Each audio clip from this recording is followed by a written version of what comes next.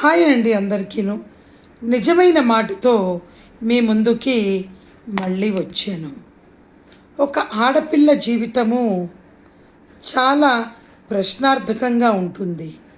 ఎలా అంటే ఒక ఆడపిల్ల తన తండ్రి కోసము తను ఇష్టపడే మనిషిని కూడా వదులుకోవడానికి సిద్ధపడుతుంది.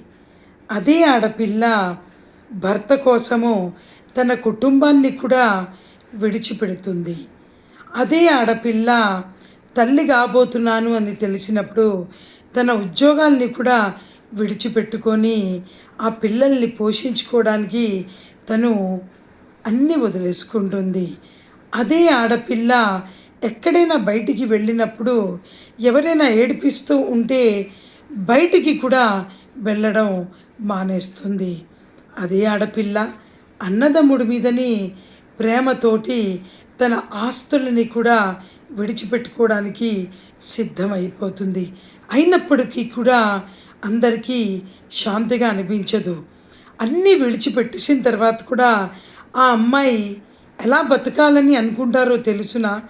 తను ఒక జీవచ్ఛవములాగా బతకాలి, అందరి దగ్గర నవ్వుతున్నట్టుగా నటించమనేనా అడుగుతూ ఉంటారు.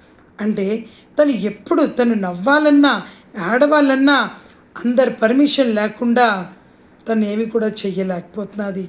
ఎందుకే ఒక ఆడపిల్లని పెంచినప్పుడు తన ఇష్టాల గురించి కూడా తెలుసుకోండి, తన కష్టాల గురించి కూడా తెలుసుకోండి. అప్పుడే ఆడపిల్ల ఈడపిల్ల అవుతుంది.